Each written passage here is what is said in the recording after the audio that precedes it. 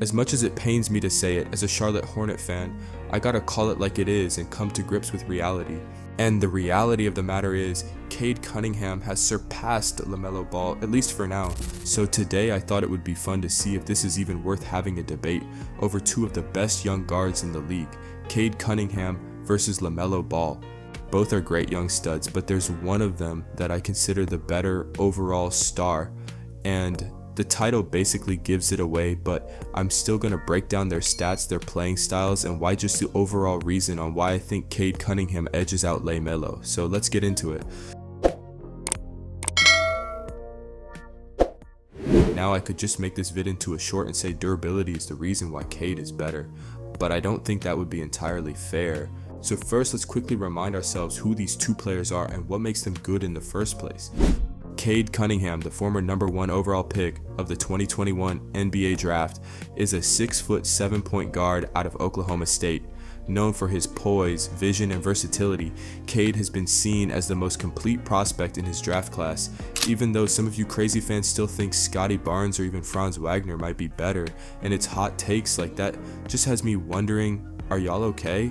Anyways, Cade has the size and skills to play both guard positions and even contribute as a forward when needed. The main knock on him is he's turnover prone and isn't really the athletic beast that gets you out of your seat like other stars across the league. On the other side, we have LaMelo Ball, the electrifying 6'7 guard who was drafted #1, 3rd overall by the Charlotte Hornets.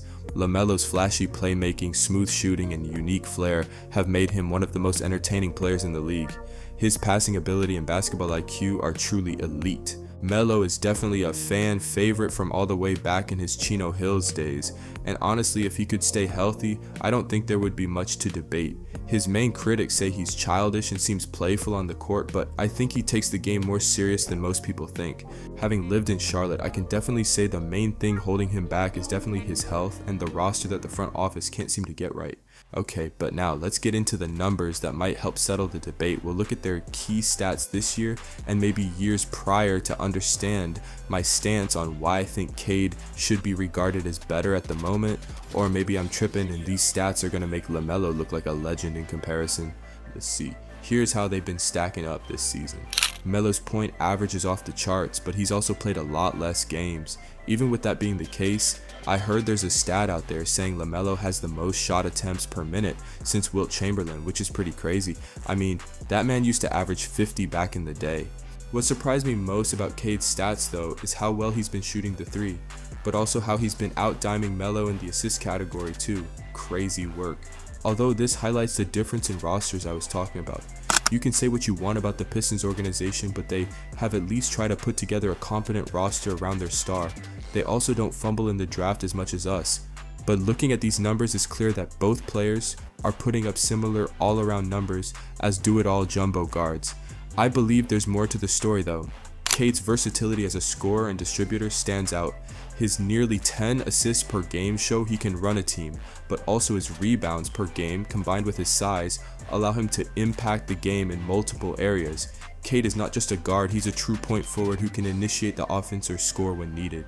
LaMelo, while fantastic as a playmaker, especially with flashy dimes, sometimes struggles to impact the game in other areas. His rebounds are solid for a guard, but Cade's ability to affect both ends of the floor gives him the edge as a more complete player in my opinion. He's more physical and competes more on that end, while LaMelo is mostly seen gambling for steals and playing the matador defense we see all across the league. Now let's talk efficiency and consistency. Cade's shooting efficiency is something that stands out, with a field goal percentage near 50% and a respectable 38% from 3-point range. As I pointed out earlier, no doubt about it, those shooting splits are just juicy. Cade is clearly the much more efficient scorer. He doesn't rely on flashy plays or high volume shooting to make his impact. He just gets the job done. I believe all the losing done last year really hardened him up. LaMelo, on the other hand, struggles with consistency. Most nights he's chucking crazy threes just because he knows he can hit them, shooting just about 42% from the field. His shot selection can sometimes be questionable to say the least. While some blame definitely has to go to his teammates though. Sometimes I feel like the rest of the guys on Charlotte have a combined shot tendency of 10 out of 100, and that's a little 2K reference for y'all. If you know, you know. but Cade's more disciplined approach makes him a better overall shooter in my opinion as well after going over all this information. If I want a circus shot spectacular 3 though, then of course you gotta go Melo. Lastly, I want to talk about their different leadership styles and demeanor on the court. One of Cade's greatest strengths is his maturity and poise on the court. Even as a young player, he has the ability to control the tempo of a game, stay calm under pressure, and make the right play when it counts. He's the type of player who can be a primary leader for a team. LaMelo's style can sometimes be more erratic, leaning into the flair and excitement of the game. While this makes him fun to watch, it can also lead to turnovers or bad decisions, especially in high pressure moments. And I say this as a Hornet fan. I swear, I just gotta be honest on what categories our golden boy falls short in. I wish the media would stop trying to get this guy traded to a Hollywood team though. For the love of everything good and sexy. I think that's enough yapping for me though. So in conclusion, while I think LaMelo Ball is most definitely an exciting and dynamic player with Hall of Fame or GOAT potential, when you compare the two head to head, Cade Cunningham stands out as the more complete and efficient player to me. His ability to impact the game in multiple areas, his all-around skills, and his leadership qualities are just a few reasons why I consider him the better player. But hey, that's just my opinion. I feel like a lot of y'all probably feel the exact opposite. But let me know in the comments for real. Let's debate. Maybe I'm tripping about this whole comparison. Maybe we'll see them settle this in this year's All-Star game. Who knows?